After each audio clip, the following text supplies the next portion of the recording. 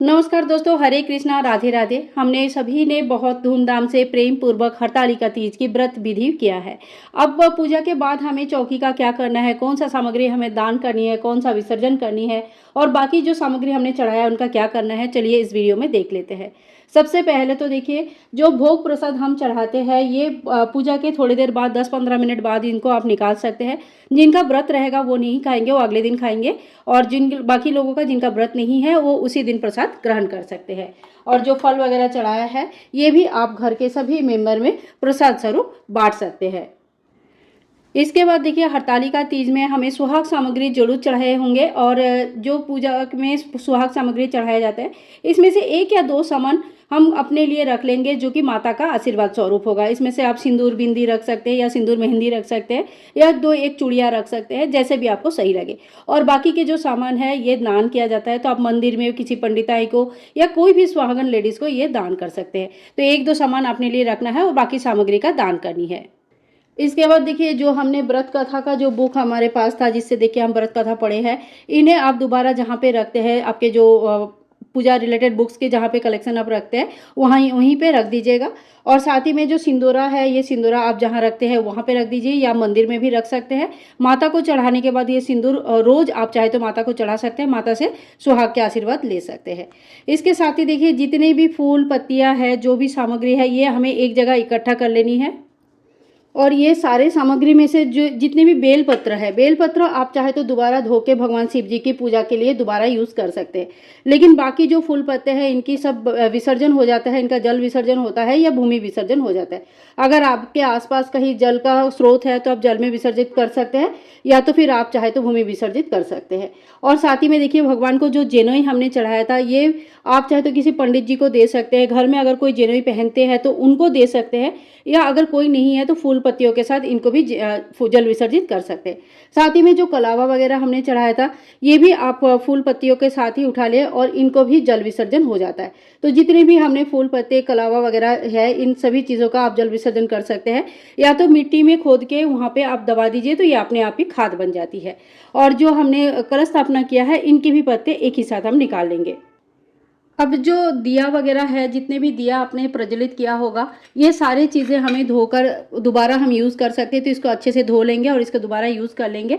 और साथ ही में देखिए, ये जो लोटे में जल लिया है, एक लोटा जल लिया है, इस जल को पूरे घर में छिड़कना है और जो जल बच जाएगा इसे आप पौधे में डाल दीजिए, ये बहुत ही शुभ रहता है। तो ये जल आप पूरे घर में छिड़किएगा। और देखिए, बाथरूम और टॉयलेट यूज़ नहीं करना है, वहाँ पर छोड़कर आप पूरे घर में चाहे तो इस जल को छिड़क सकते हैं। साथ ही में देखिए, जो चावल है ये चावल सारे इकट्ठा कर लेंगे, जितने भी चावल हमारे पास है ये चावल हम इकट्ठा कर लेंगे और इसमें और भी चावल मिक्स करके एक आदमी का एक दिन का भोजन हो सके इतना चावल बनाकर हमें किसी को दान कर देना है।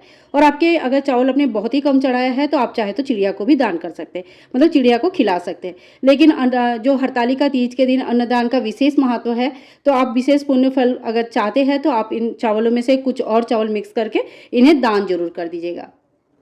इसके बाद देखिए, जो फ़ोटो हमने यहाँ पे पूजा के लिए लिया है, तो ये फ़ोटो अगर आप अपने मंदिर में रखते हैं तो मंदिर में इनको विराजमान कर लीजिएगा। और अगर आप मंदिर में नहीं रखते हैं, खाली पूजा के लिए यूज़ किया हुआ है, पूजा के लिए लिया हुआ है, तो फ़ोटो को अच्छी तरह से पहले साफ़ कर लीजिए और साफ़ करने के बाद ही इन फ़ोटो को दोबारा रखा जाता है। तो फ़ोटो को साफ़ करने के पहले आप इस तरह से फ़ोटो को मत रखिए, थोड़ा सा जल का छींटा दे दीजिएगा। तो देखिए, इस तरह से एक फूल हम ले लेंगे, थोड़ा सा जल का छींटा देते हुए इसको भी विसर्जन के ही स्वरूप माना जाता है। इस तरह से 3 बार हम जल का छींटा दे देंगे और इसके बाद जो भी फोटो में श्रृंगार आदि लगा हुआ है इनको अच्छे से साफ कर लेंगे, या आप गीले कपड़े से साफ कर लीजिएगा और फिर फोटो को आप अपने स्वस्थान में रख सकते हैं। और लास्ट में देखिए, जो मिट्टी की मूर्तियां हैं इसके लिए हम इस तरह का कोई ऐसा गहरा पात्र ले लेंगे जिसमें आराम से मूर्तियां नीचे तक चले जाए। इसमें हम जल डाल देंगे, तो इसमें पूरा हमें जल डालना है, फूल डालनी है, थोड़ी सी हमें इसमें रोली चंदन इत्यादि डालनी है। तो चौकटे में जो भी हमारा रहता है थोड़ा सा हम इसमें हल्दी डाल देंगे, थोड़ा सा इसमें हमने कुमकुम डाल देंगे, थोड़ी सी हमें चावल डालने हैं, थोड़ी सी हमें चंदन डाल देनी है और इस तरह से जल को विसर्जन के लिए तैयार कर लेंगे। इस तरह से जल तैयार होने के बाद ये मूर्तियाँ हमें जो है ना जल में डाल देनी है। जल में डालने के बाद थोड़ी देर बाद ये मूर्तियाँ सारे गल जाते हैं और फिर बाकी जो जल तैयार होता है इन्हें आप घर के किसी भी पौधे में डाल सकते हैं। तो इस तरह से हमें पार्थिव शिवलिंग, माता गौरी और साथ में गणेश जी के विसर्जन अति अवश्य करना है। फ्रेंड्स, इनके विसर्जन विसर्जन अगले दिन सुबह ही किया जाता है और उस दिन गणपति भी रहते हैं, तो पहले हरतालिका तीज का विसर्जन हो जाता है, उसके बाद हम गणपति का स्थापना पूजा शुरू करते हैं। और जो चौकी है और जो चौकी में बिछाने वाले कपड़े हैं, इन सारी चीज़ों का आप चाहे तो धोकर दोबारा यूज़ कर सकते हैं। तो इन कपड़ों को अगर वेलवेट के बना हुआ है तो बार बार नहीं धोया जाता है, फिर ख़राब हो जाती है। तो आप इनको अच्छे से झाड़ के साफ़ करके पोंछ लीजिए और दोबारा यूज़ कर सकते हैं। चौकी का तो दोबारा यूज़ होता ही है।